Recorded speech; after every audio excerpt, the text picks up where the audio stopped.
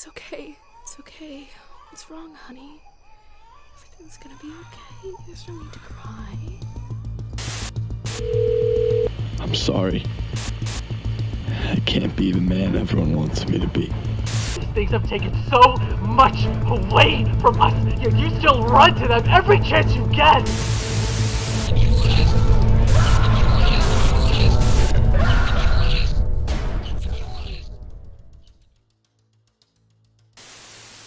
Hello everybody, today we're going to be breaking down and analyzing the most recent episodes of the Mandela Catalogue. The Mandela Catalogue is an internet horror series set within a timeline where creatures known as alternates have invaded humanity. These alternates terrorize and eventually replace the people they prey upon, and with the clues and tragic stories we see throughout the series, we're able to put together a horrific idea of what these creatures are and what they really want. And that is exactly what we are going to be doing today. Now if you've clicked on this video, you may know that I already covered the first half of this series in my original Mandela Catalogue video, link in the description. I recommend you watch that before this one, but if you just want to watch this video, then I will give a brief rundown in just a minute. But more so than watching my original video, I highly recommend that you watch the original Mandela Catalogue as made by Alex Kister. Alex has done a fantastic job at crafting a series that gets better with every entry. And while I'm going to talk about a lot of the elements that I find interesting and why I think the series is so important,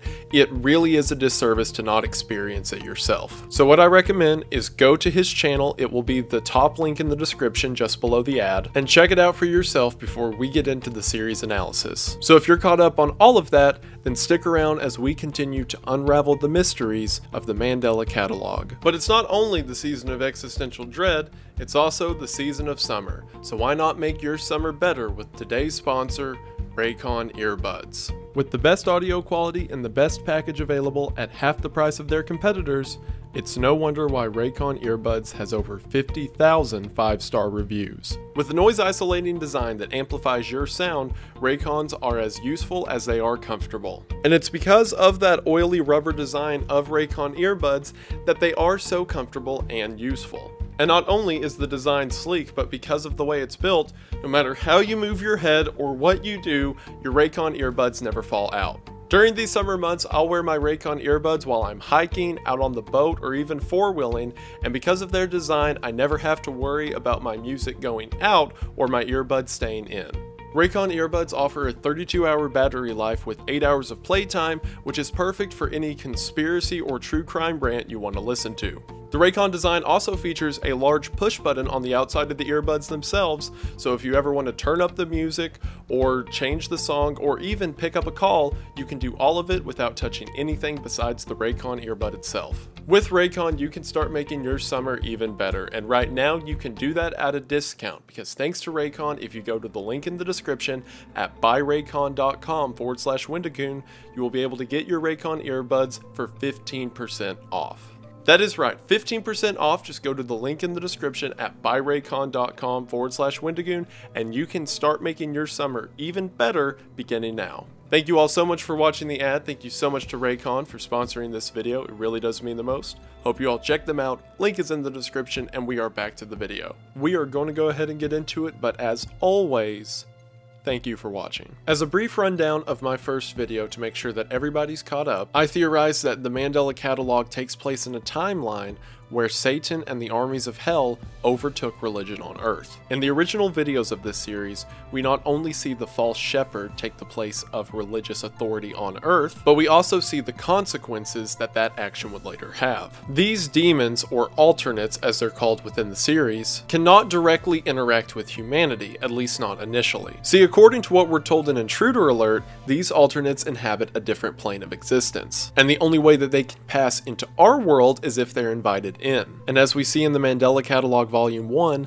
this is most often done by convincing a person to take their own life, to which the alternate will then inhabit the form of that person, replacing them on Earth or creating what we know as a doppelganger. In my original video, I described the life cycle of these alternates as such. An alternate begins to psychologically torment a person, most often through MAD, also known as metaphysical awareness disorder, and eventually gets that person to take their own life. Once that's done, the alternate can then step into our reality and take that person's position. This is what happens to Cesar within Volume 1. Now, in the realm of the physical, the doppelganger has no problem interacting with humanity. Again, as we see in Volume 1, Cesar's alternate, now taking Cesar's position, has no problem killing his mother. Once this gateway has been opened between these planes of existence, it allows more of these alternates to attach to people and manipulate them through fear. And it seems that once an alternate has attached to you, there's no way out other than taking yourself out of the picture. The reason that these alternates have been around for thousands of years but unable to act until the timeline of the Mandela Catalogue is because due to the nature of them existing on different spectrums of reality, they had very limited contact with people until advancements in technology such as television. And now that these new advancements in technology exist,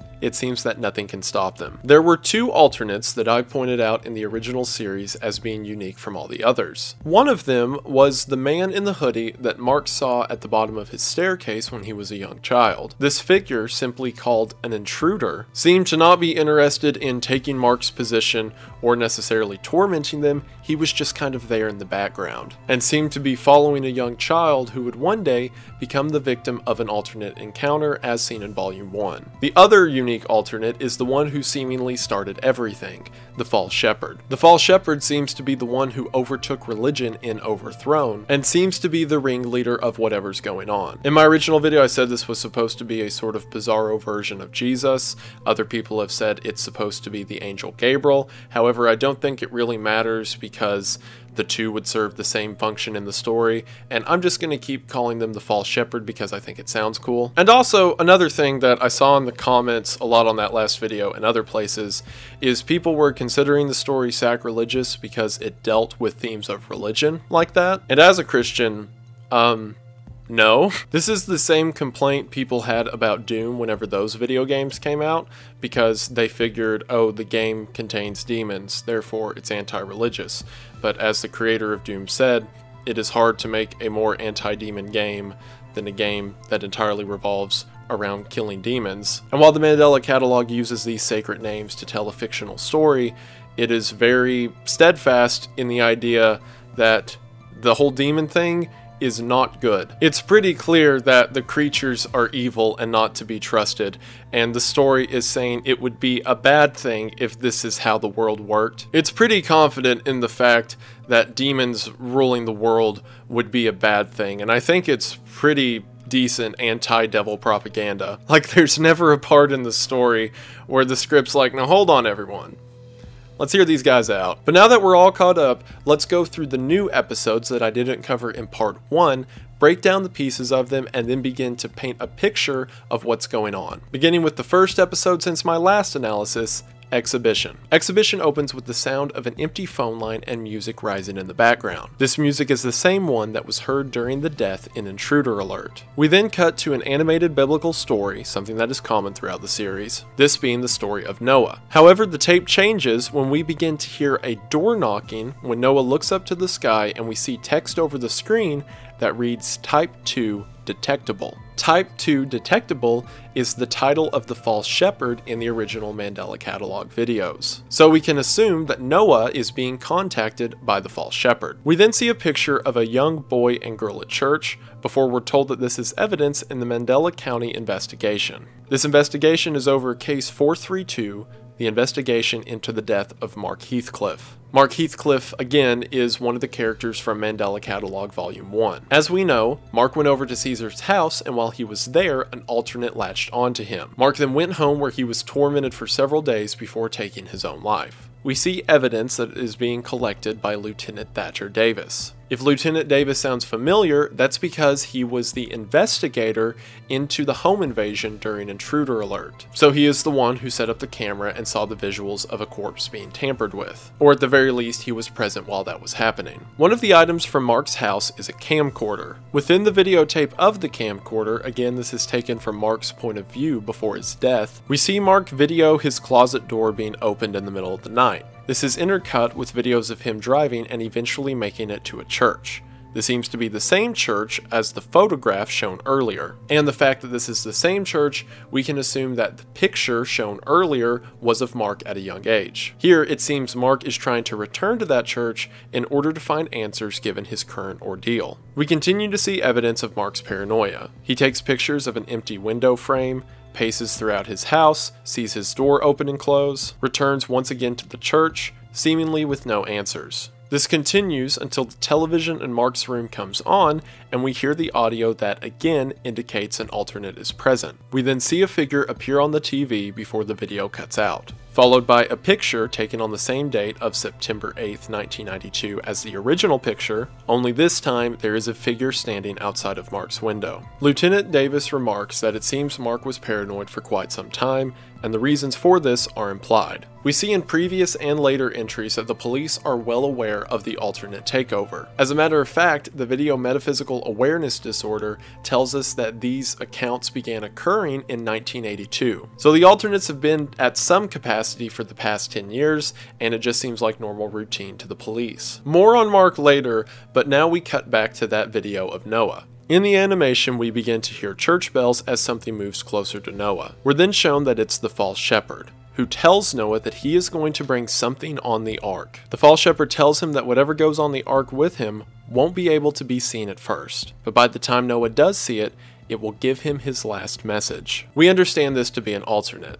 This is similar to Mark and how the alternate tormented Mark until eventually Mark couldn't take it and the alternate then took his place. Instead of just occurring in 1982, from this position we can see that all the way back in the times of Noah, the alternates were operating to some degree. And one managed to survive, again due to the ark. Shortly after the false shepherd disappears, if anyone had any doubts that this story was related to a demonic takeover, the subtitles read 2 Corinthians 11:14, and no wonder, for Satan disguises himself as an angel of light. So yeah, the false shepherd is the devil. I could be snarky about how I was right in the first video, but I already did that, so we're just going to move on now. We're then shown the Department of Temporal Phenomena, only this time the title has been changed to say the death of Mark Heathcliff, before quickly glitching and then returning to the normal logo. This will come back later, but I think for some reason Mark is special. Like as we saw in Mandela Catalogue Volume 1, thousands of children were kidnapped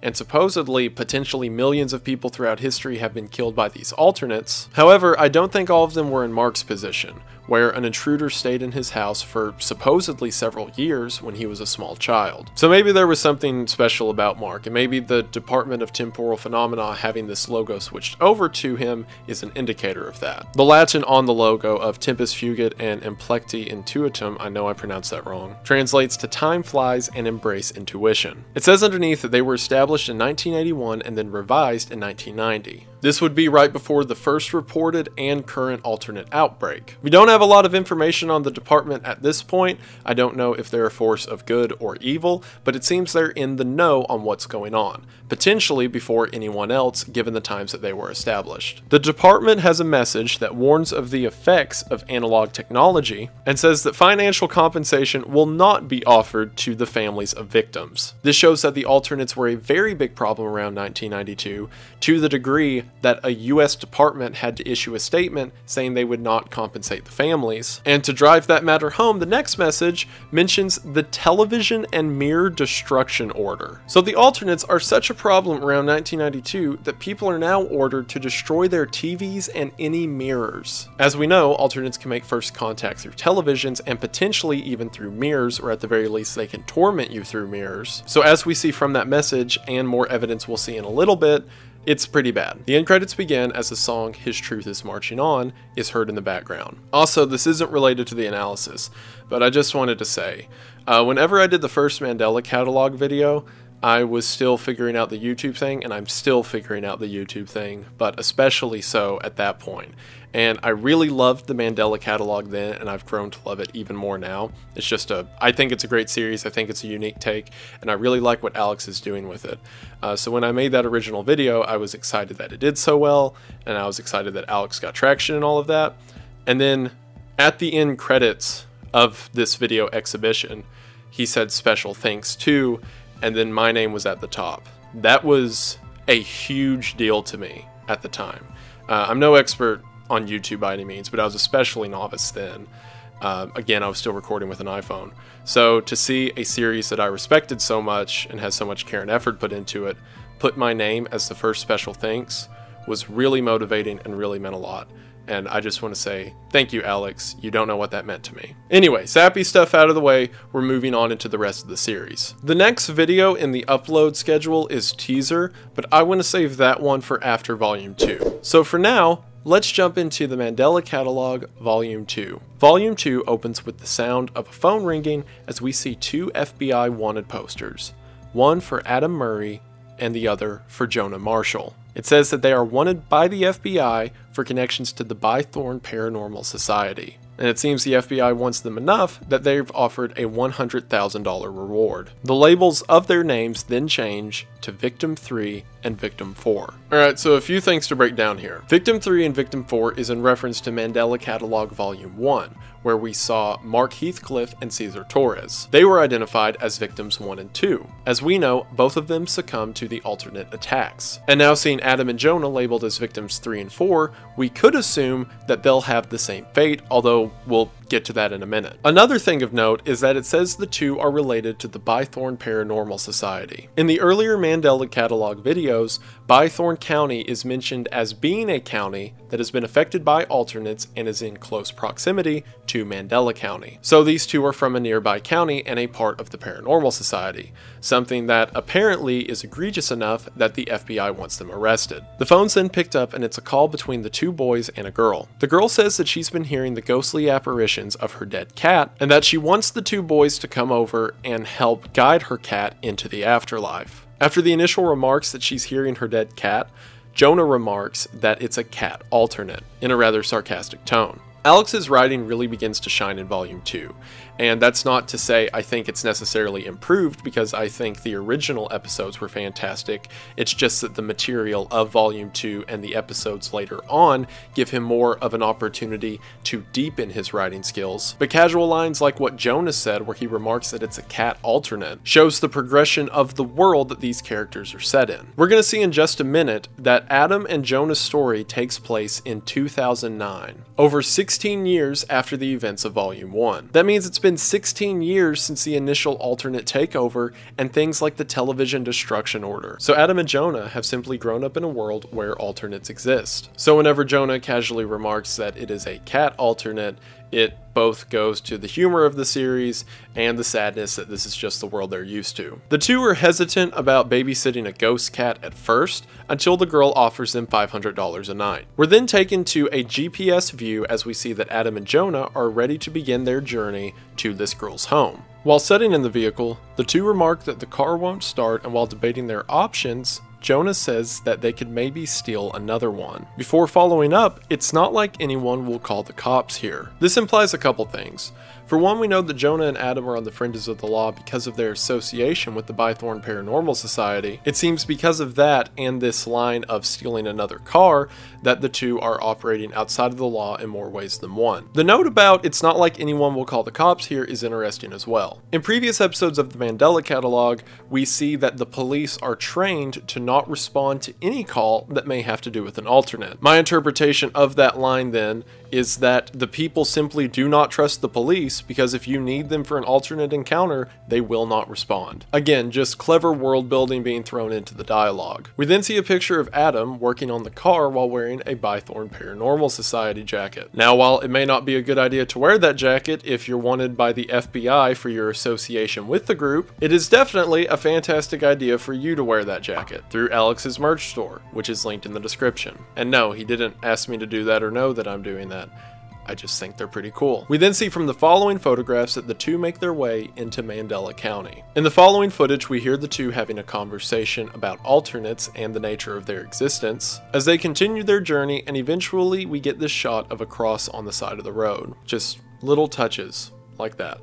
Fantastic. When the GPS remarks that they're 10 minutes from their destination, Jonah says that that's really helpful and that they didn't have to outlaw these. I doubt his face could appear on it. So this relates back to the TV and mirror destruction order that was mentioned back in 1992, and we see the effects of that still last up until 2009. It seems that the two had never experienced a GPS before, and Jonah's remark of his face not being able to appear on the GPS relates back to the alternates appearing on television. So it seems not only television and mirrors, but anything with a screen has been outlawed. Which, it almost seems like maybe the bans were working, because in the conversation we heard a couple minutes before, Adam suggests what if alternates aren't even real? But given the prevalence we saw in 1992, it would be hard for anyone to doubt their existence. Unless the bans actually worked and made it more difficult for alternates to interact with humanity. Meaning, while yeah, it does seem totalitarian that things like a GPS or TV screen are illegal, it seems to at least partially be doing the job if alternates are now called into question. The two then finally make it to the house, and once they get there,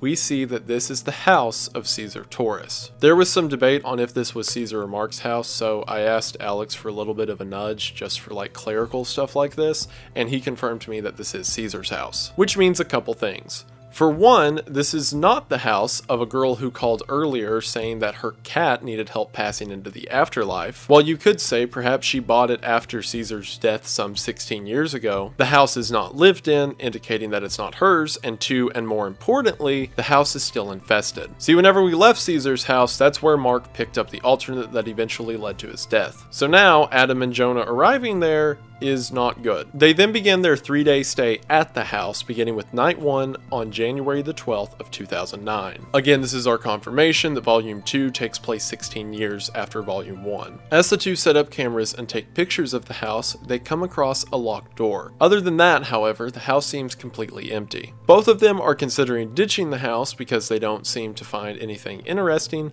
until a scream is heard. When this scream is heard, the GPS gives an error code of 333. To the best of my understanding, this code generally indicates the presence of an alternate. After this evidence of paranormal or more likely alternate presence, Adam becomes interested and wants to stay while Jonah suggests that they leave. So that night, on night 2, Adam goes inside of the house while Jonah waits outside and monitors the cameras. It's noted for this footage that exposure to the blank causes video corruption. Again, most likely alternate. Adam begins to use a spirit box to try to communicate to whatever's inside of the house. However, as he's doing this, Jonah, who is operating the radio, suddenly screams, indicating that Jonah sees something on the security cameras. However, this message continues to loop over and over. Adam believes that Jonah's just playing a game, and as he begins to get worried, the video glitches out. Again, an indication of an alternate present. It's then that a third voice joins in on the radio. The voice says, "I've been watching you,"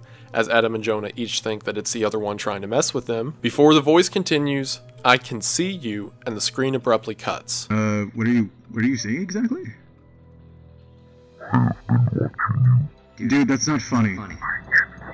What's not funny? The video then cuts to another biblical cartoon.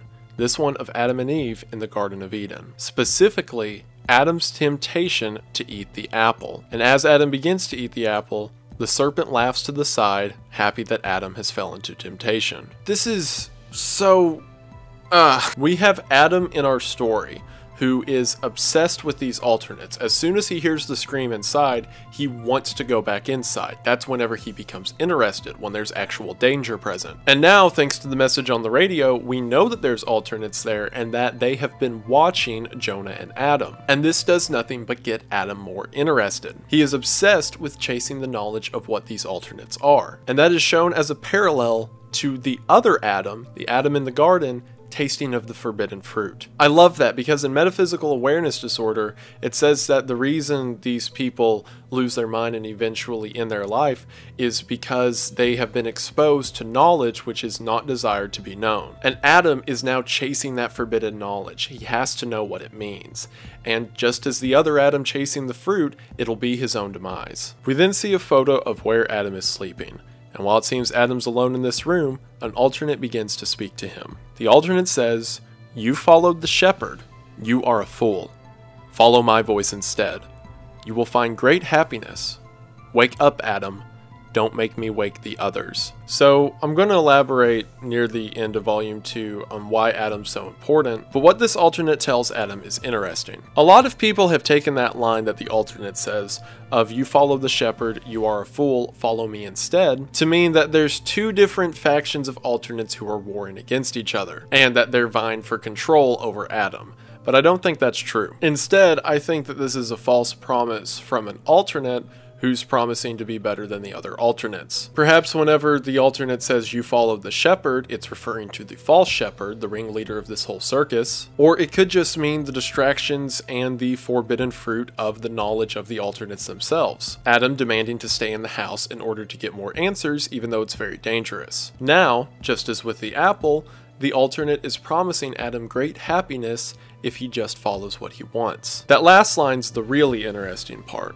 "Wake up, Adam, don't make me wake the others." And I'll get to what I think that means in just a second. We then see various pictures showing that something's moving throughout the house and opening doors, before Jonah says that Cam 3's out and asks Adam to go check it. When Adam leaves, an alternate appears in a flash of the camera and says, "Open your eyes," before perhaps the same or another alternate appears directly in front of the camera and begins to speak in garbled tongues.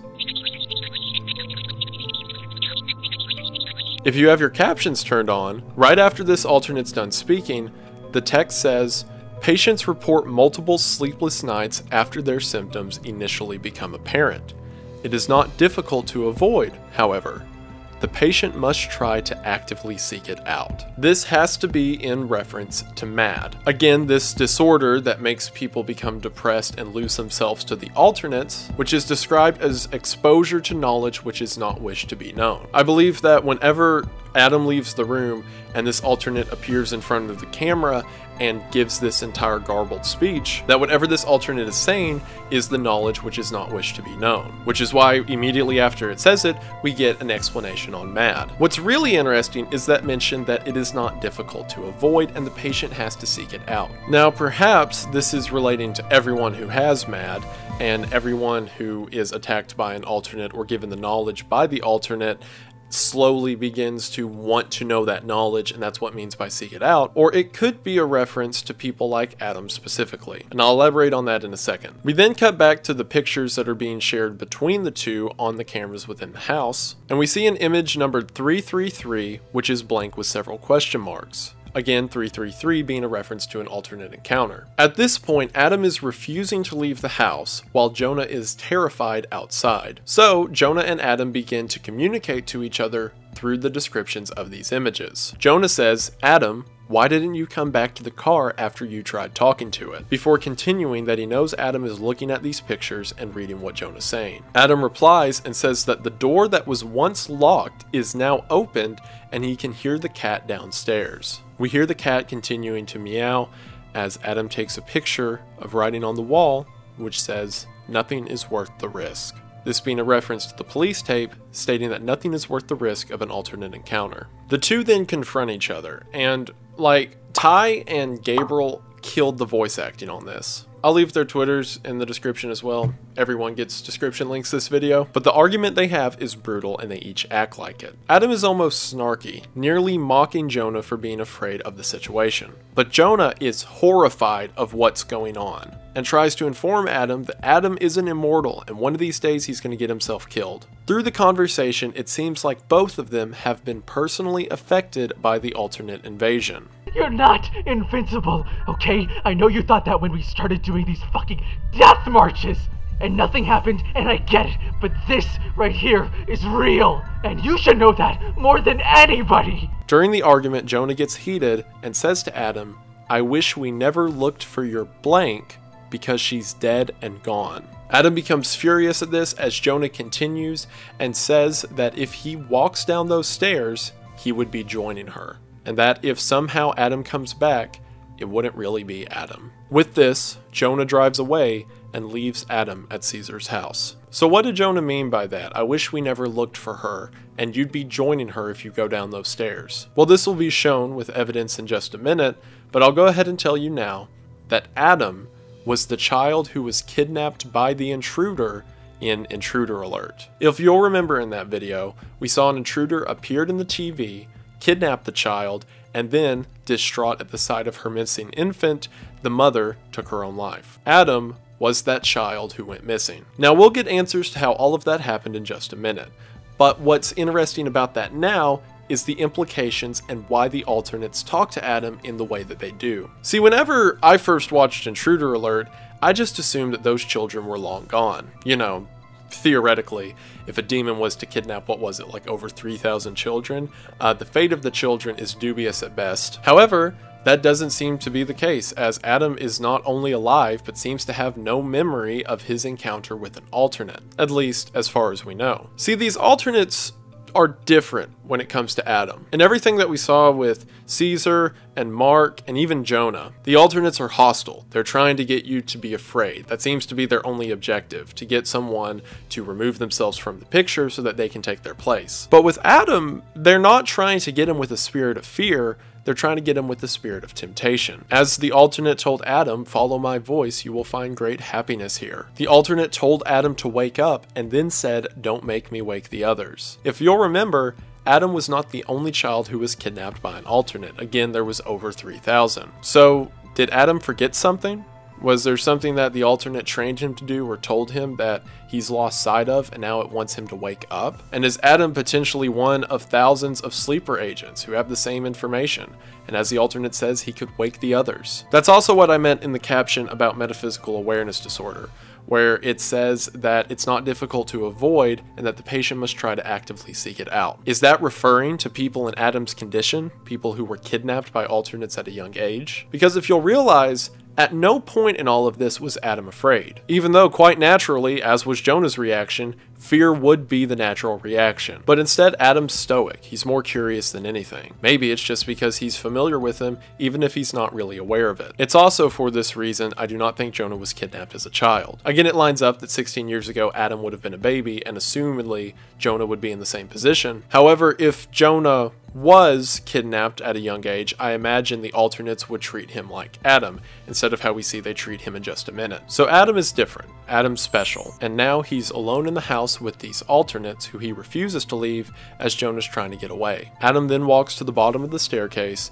and sees a television with a cat on the screen. This is indicating that there never was a cat, and it was simply the alternate within the television mimicking one. The camera then cuts and we see that our new angle is from the ground. It seems that Adam is sitting in the floor staring at the television. In front of him is the face of the intruder. This is the same intruder who all those years ago kidnapped Adam from his family. Adam asks, "What are you?" And if you have your subtitles on, you can see that the intruder responds, "You don't remember me?" before scenes from the series and faces begin to flash. We then cut to a conversation with the spirit box, as it seems Adam is now just talking to the alternates in this basement. The alternate asks, "What have you done?"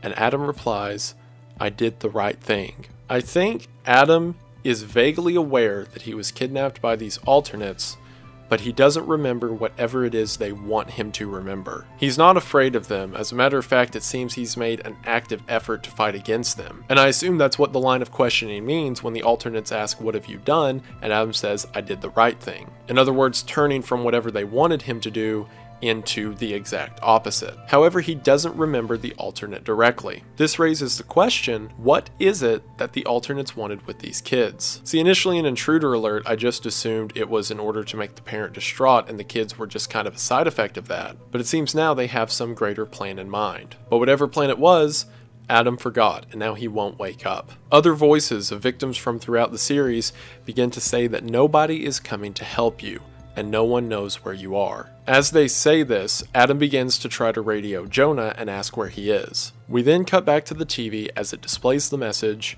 "Do you understand?"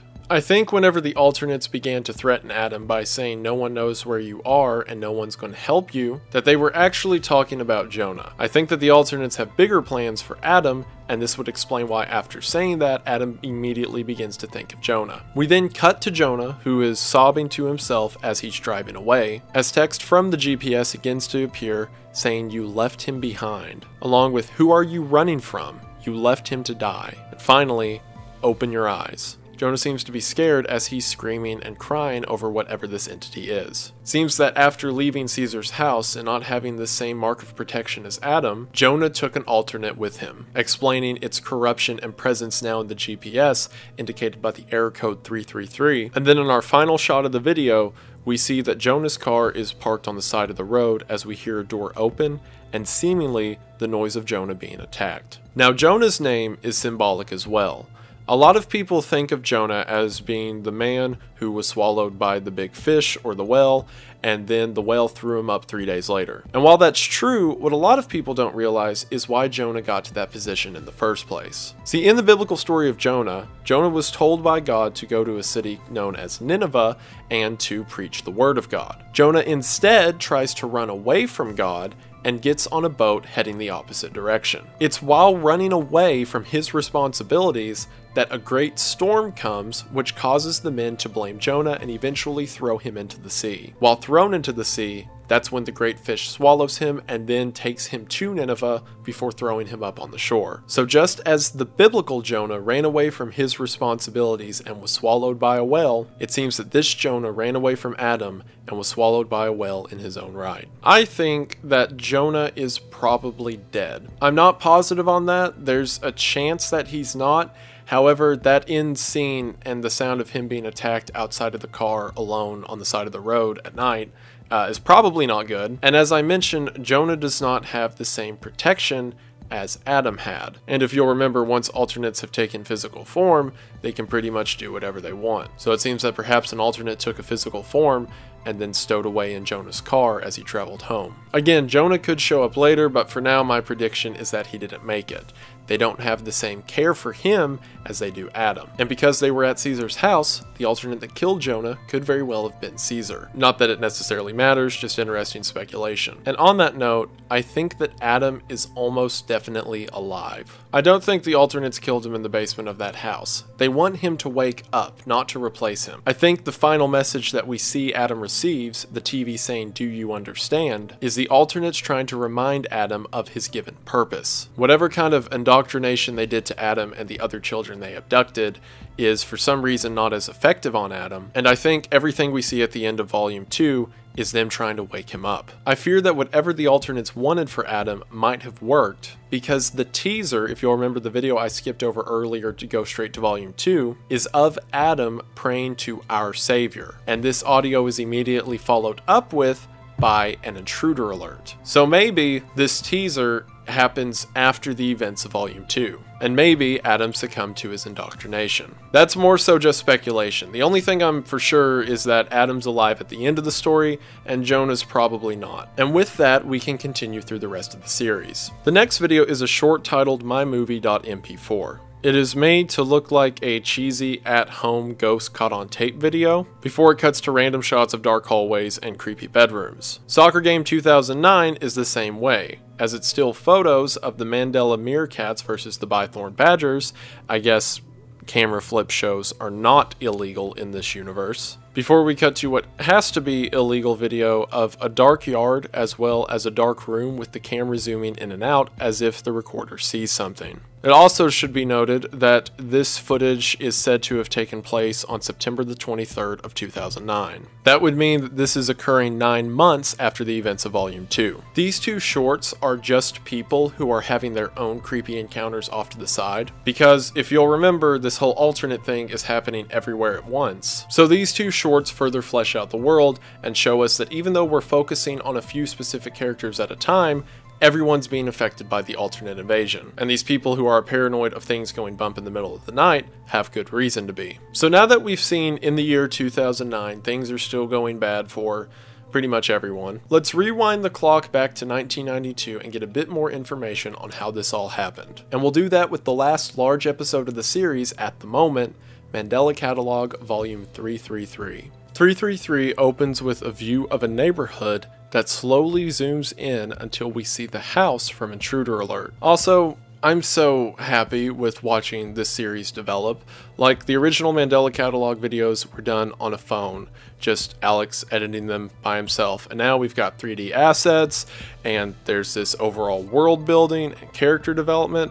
By the time the series is done, we're gonna have to go to a theater to watch it. I'm so impressed. We then hear a mother named Lynn comforting a crying baby before she calls someone named Jude. Lynn says she can't get the baby to stop crying, and Jude begins to ask if it's the blank before Lynn says that it's been unplugged. Again, this being an implication of the TV, meaning that the TV has caused the child to be afraid, to the degree that the mother had to unplug it. We then see from recently filed divorce papers that these two are Jude and Lynn Murray. If you'll remember, Adam's name is Adam Murray, meaning that we are now viewing the story of Adam's parents, and Adam is the child crying in the background of this video. The date of the divorce is August 29th, 1992. This is within a week of Mark's torment at the hands of the alternates. As the parents continue to discuss their child, again Adam, we see the reflection of a television through someone's eye. As the reflection continues to flip through channels, we're then given the title card of 333. We're then taken to a news report from April the 4th of 1992. The promotion is of a Lieutenant Thatcher Davis and Sergeant Ruth Weaver.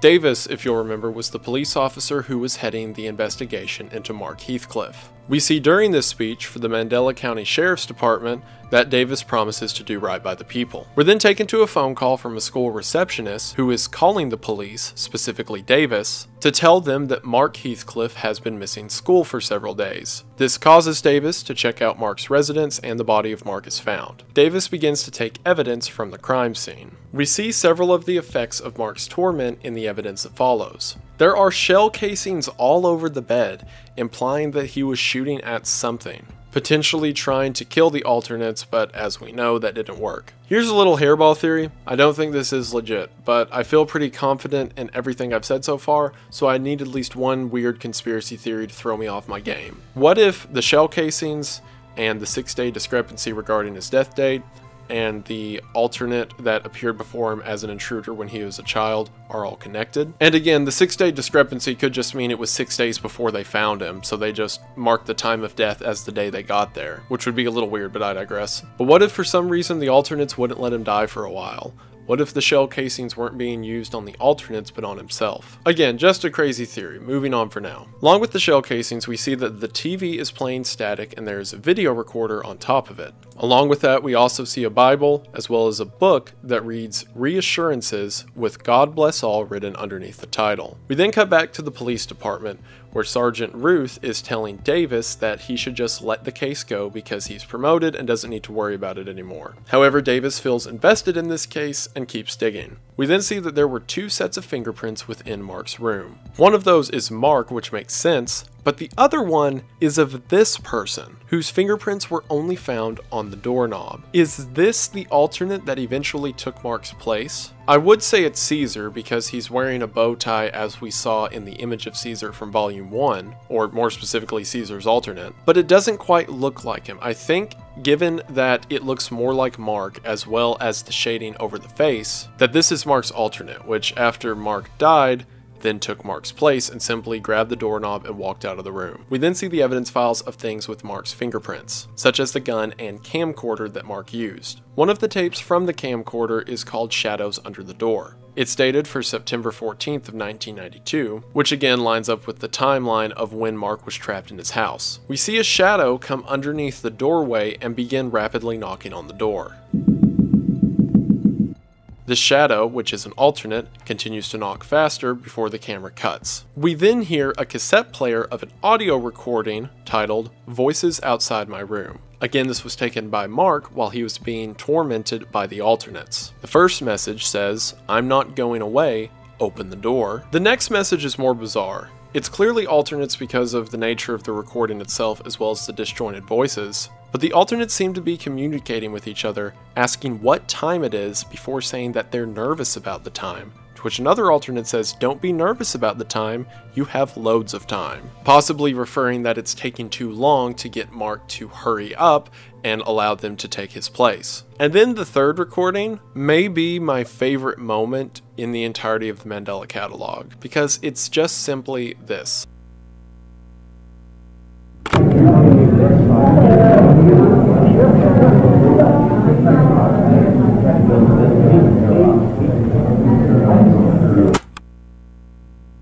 There are so many different ways you can make this. My initial interpretation is the idea that Mark is inside of his room, right? And he has no concept other than horror of whatever this thing is that keeps trying to either get him to come out or to end it all. And then they start having weird conversations about the time, and it's like they don't know how to use human voices correctly. And then just a legion, a giant crowd of people. It sounds like a huge gala or party. It's either all of the voices that they've taken from their previous victims, or this is just conversations between the legions of hell. Because if these alternates can appear wherever they want and communicate with each other, and once they have a way in, you have access to whatever they're doing, it could be thousands and thousands of them. And perhaps what's most terrifying about it is they're not vicious, they're not trying to tear down his door or scare him with the sounds of screams or gunshots or anything like that. They're all just talking to each other as if it's entertainment. It's like, as mentioned, you have loads of time that they don't need to hurry up or get Mark to do anything now because his fate's inevitable. Just as Noah on the ark had no other option and the false shepherd told him that it would be his last message, and everyone else in the series who has been attached to by an alternate, the alternates know that Mark's fate is helpless, so they're just biding their time because Mark has no hope. What a horrific concept. That was the thing that kind of hit home for me of how hopeless this situation is, because like I said, it's the armies of hell, but they're in no rush because they know they've already won. Again, moving on from that earth-shattering terror, let's get into another one. We then see the writings of the Reinsurance's notebook. These are the last written words of Mark Heathcliff. Initially, Mark reminds himself of God's love and says that he needs God's love in this time of turmoil. It's very clear through his writings that Mark's afraid.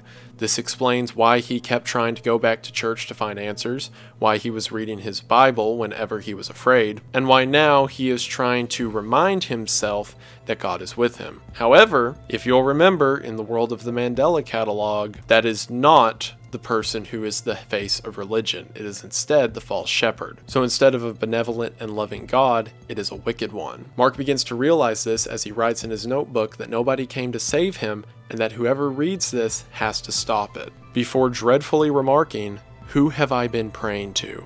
That further compounds on the thing I was talking about the voices outside the door.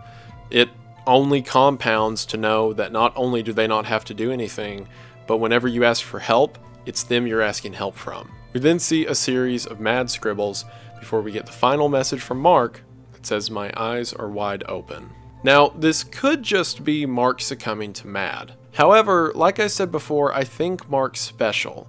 Not necessarily in the same way Adam was. I don't think that he was kidnapped as a child, but something did happen to Mark as a child when it comes to the intruder that was at the base of his stairs. So whenever he says, "My eyes are wide open," it could either mean that he's in the same position Adam was in waking up, or this is simply the final stages of him succumbing to mad. Either way, I think that Mark's ordeal was more complicated than we initially believed it to be. We then see posters along the brick wall, one of them being for a game between the Mandela Meerkats and the Brighton Bunnies. Again, this lines up with the short from the My Soccer movie, at least the Mandela Meerkats part. Also, the bottom of the soccer poster implies that the proceeds will go to the Mandela Grieving Parents Foundation, which, if the demons are kidnapping so many children that there's a foundation for the sad parents, yeah, I really got nothing. That's just bad. I don't know what else to tell you. On the other side of the picture, we see a Mandela County Police Department recruitment form, but most importantly, right in the middle, we have an alternate report for Cesar Torres. Again, we understand that Cesar has been an alternate since the events of Volume 1, but this is further showing that alternates are enough of an issue that the police issue reports for people who may be them. Also, notice how in the picture Cesar is wearing a suit similar to the supposed alternate of Mark we saw fingerprints of earlier. Again, perhaps this is implying that Cesar's alternate began to take the form of Mark and was at a sort of intermediate stage whenever it left the fingerprints on the door of Mark's bedroom. We then get to another evidence reel. This one is of the Murray investigation. Again, Murray, if you'll remember, is the family of Lynn, Jude, and Adam. Adam at the time only being around a year old. It opens with a message from Mandela Tech Daily. The man sporting this fantastic disguise is Dave Lee. Dave Lee explains that he was doing a video recovery for Lieutenant Davis. He explains that this footage is for the investigation, however he was only able to salvage a couple minutes of the footage. So what follows is a tape that was recovered from the Murray household. This tape is called The Might of the Subconscious. This is also one of the best moments in the entire series. We're greeted by a character named Stanley. Stanley is based off of Jim Henson's character known as Limbo.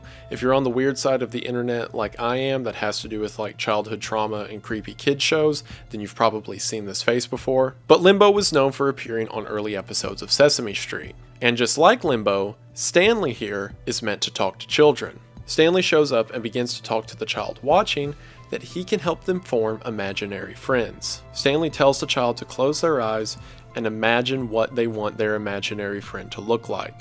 Stanley tells them to think really hard and don't be afraid because they're just as scared as you are. Before Stanley finishes by saying that it worked and your new friend is somewhere in your house. How many friends do you have?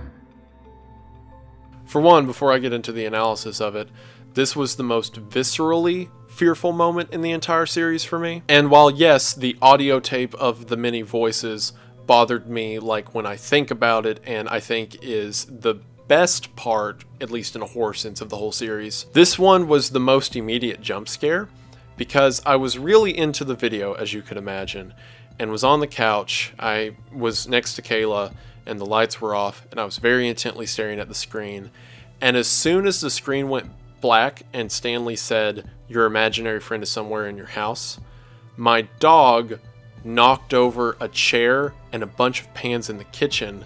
So as soon as I heard "there's someone in your house," everything fell apart, and I thought it was now a self-defense situation. So thanks, Alex. I'll be sure to mail you my hospital bills when I inevitably keel over. Unironically though, the Stanley part is fantastic.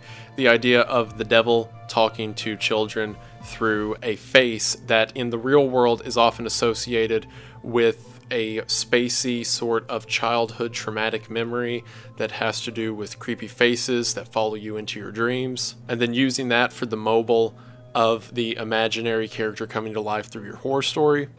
The Stanley tape is incredibly important because it answers the question that's been asked since Intruder Alert. If alternates cannot interact with people until they cross over into our plane of existence, then how did they kidnap so many children? Supposedly before any of the deaths took place. And as we see from the Stanley video, they don't have to. It's any form of invitation. See, if the alternate is through the television screen, tormenting you, giving you information which is not wished to be desired, trying to copy your form, then in that case, taking yourself out of the picture causes the alternate to be invited into our realm. The other thing that invites an alternate into our realm is a child's imagination. So when the terror and grief wasn't working enough, the alternates appeared, again as seen in Intruder Alert, and caused the child to imagine their own monster. These monsters appeared, kidnapped the children, and then, distraught at the sight of their missing infant, the gateway was made for more alternates. Which doubles down on the tragedy of Adam's character. Not only was he kidnapped as a child and seemingly forgot whatever the alternates taught him, but all of this is his own fault, because as a child,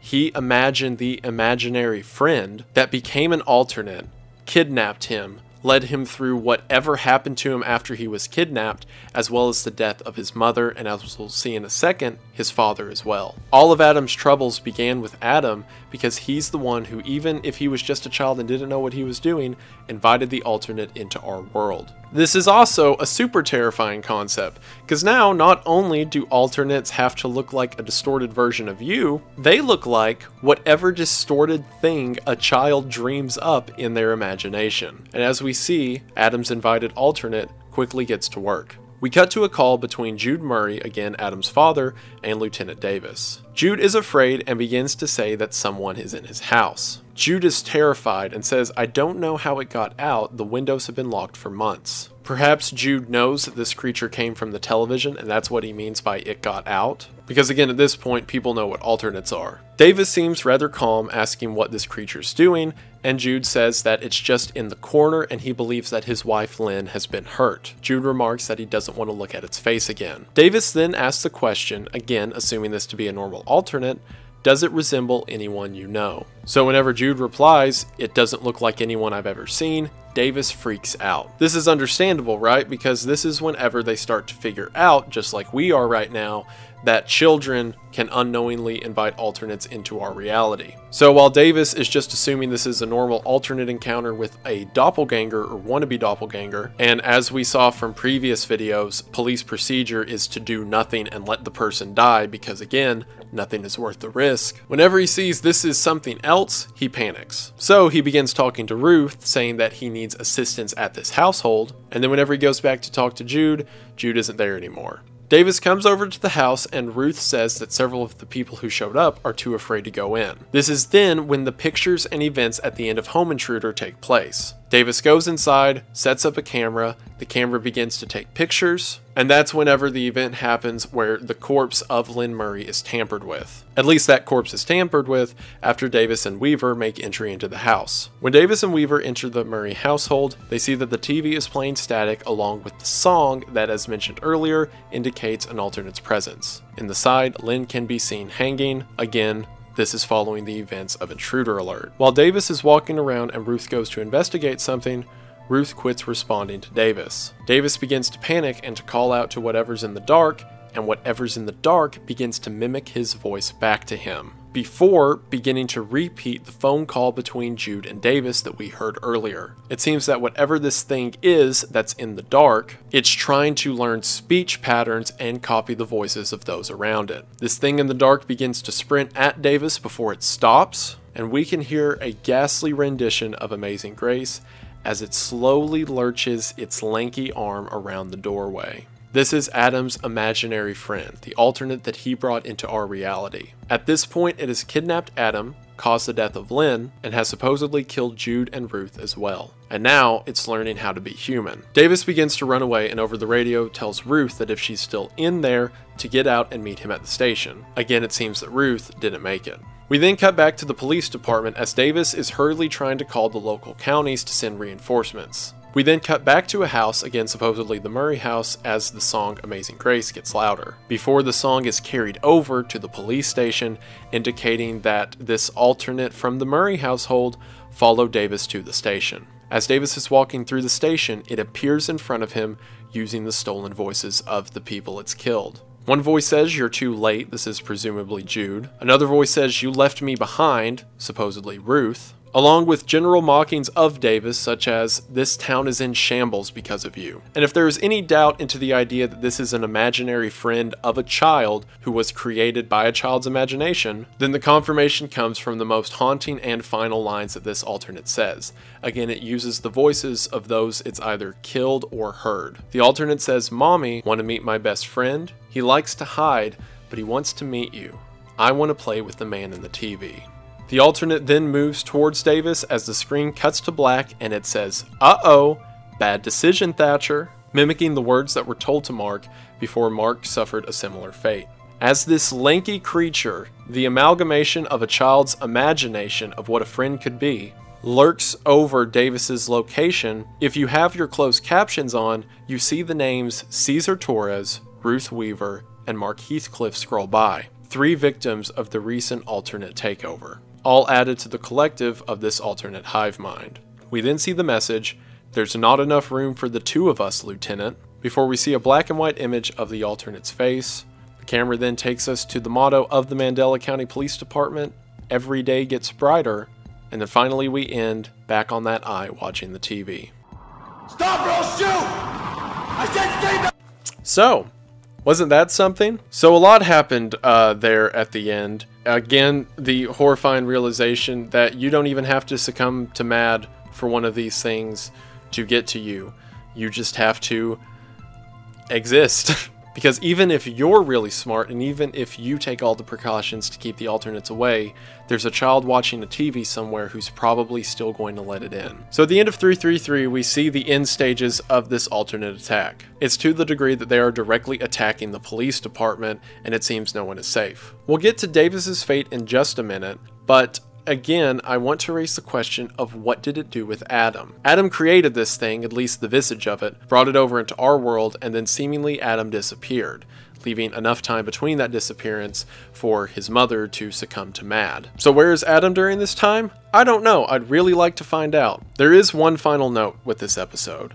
If you wait around till after the end credits, you see the statue of Simon of Cyrene helping Jesus carry his cross. As this image is shown, the false shepherd appears. Now, to be honest, I'm sure the Simon of Cyrene statue has something to do with symbolism that's cool, and I like it. But for now, my main takeaway is that the false shepherd is still behind all of this, controlling everything from behind the scenes. So before we get into the final thoughts, let's talk about the final piece of media at the moment from Alex Kister, and that is Every Day Gets Brighter. Every Day Gets Brighter opens with, again, a shot of the Mandela County Police Department, and an audio recording begins that is surprisingly the voice of Lieutenant Davis. Davis survived his confrontation with the alternate at the end of 333. He sounds broken and attacked, but he's still alive, while remarking that the alternates have taken everything. Davis says that he can't be bothered or scared, because then who will the people look to? Perhaps the reason David managed to survive his encounter is because he wasn't truly afraid. Maybe MAD has to take over the individual, at least to some degree. Davis remarks that people want to know where their loved ones went, but that he has no clue where they went. Again, leading into the question of where's Adam. Davis says that it took something from me, and no one can know what it's like to see a perfect copy of yourself walking away. Now, this is one of the most revolutionary things in the entire series. We knew because of Intruder Alert that there was some way that these supposed only non-physical creatures through the TV had to kidnap children. So whenever we figure out the children can imagine an alternate and then it comes to life, that lines up. But we have always assumed that the doppelgangers cannot take your position until you're dead, right? And that the most they can do is just try to look like you. That's why if you see something that resembles you, run away and hide, because the thought has been it's going to kill you so that it can fully take your position. But as we see here, it's a perfect copy, and it already fully took Davis's position. But Davis is still alive. This means that the alternates don't even need you gone in order to take your place. Of course, it's easier to do so, as they said there isn't room for the both of us, but it can be your perfect copy without you even being gone. So I went to Alex with this because, you know, I felt pretty confident in all my theories from the first video, and then you don't have to be dead to have a perfect doppelganger, so I panicked and was like, crying and screaming and throwing up to him. And he told me, simply, go back and watch Metaphysical Awareness Disorder. The reason he said that is because I brought up the point, if the alternates don't need you out of the way, then why do they try to get you to end yourself? Again, he told me to check out the MAD video and be on the lookout for a statistic. That statistic, according to my opinion, is the fact that 97% of people who encounter MAD end up taking their own life. However, that final note is that 3% of people reverse the delusion. I believe that MAD is more of a side effect to these alternates' control. All they need is to get into our world. If they can do that through the television and convincing you to take yourself out and then take your place, that works. But now, as we see, they can also get a child to do their bidding without the child even knowing it. So maybe MAD is just a side effect of these creatures that are already in our world, giving someone forbidden knowledge and then copying their visage and walking away. However, the 3% that reverse the delusion is interesting. Perhaps the reason these alternates still want you to be very afraid, even though they could attack you, as seen in this episode and previous examples like Cesar's mom, is because if you overcome that forbidden knowledge, you may be able to fight back, or reverse the delusion that the alternate has created. Again, this is new information and I'm just theorizing with the pieces that I have and the breadcrumbs that Alex has given me, but perhaps if one overcomes MAD, there is a way to fight back. And maybe the alternates know that, and that's why they still want you gone. Maybe Adam knows that. Maybe that's why he wasn't afraid. Who's to say? I'm just excited. There's so many pieces. I don't know how it fits yet, but I'm spitballing and throwing stuff together and using glue to put the puzzle pieces, and hopefully you all can figure out whatever all this word vomit is, but I think it's neat. At the end of Every Day Gets Brighter, Davis says that he's determined to kill it. Again, going back on the idea that perhaps if you can overcome MAD, you can take your place back. And again, if there's not room for the two of us, maybe you can be the one victor. I also want to mention, I was talking to Alex about this series, and I was like, hey, isn't it weird that the intruder from Mark's childhood never showed back up in all the recent episodes? And Alex was like, oh, you haven't seen the latest video? To which I noticed, and Every Day Gets Brighter, that this guy is the intruder from Mark's childhood. And I cannot properly convey to you the amount of torment and personal hatred and respect I have for this thing. Because for those that don't know, this is my one claim to fame in the entire Mandela catalog.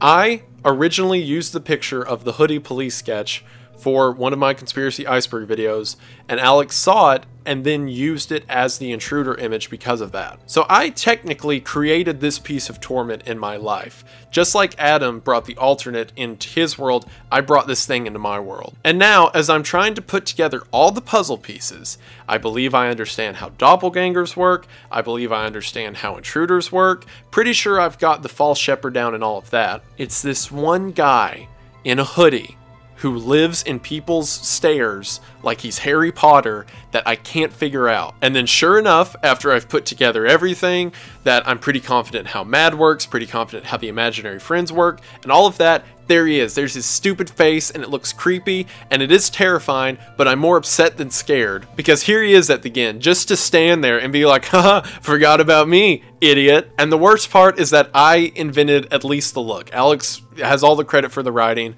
but he looks that way, with that smug face and that smug hoodie, and I did that. And it drives me crazy. Because he's the one, I feel like if I can figure him out, a lot of the stuff is going to link together a lot easier. I could be wrong, it could be not at all. But just because I conjured this dogma into my life, I feel like he's the problem. And I did it to myself, and I can't blame anyone else. The series is really good.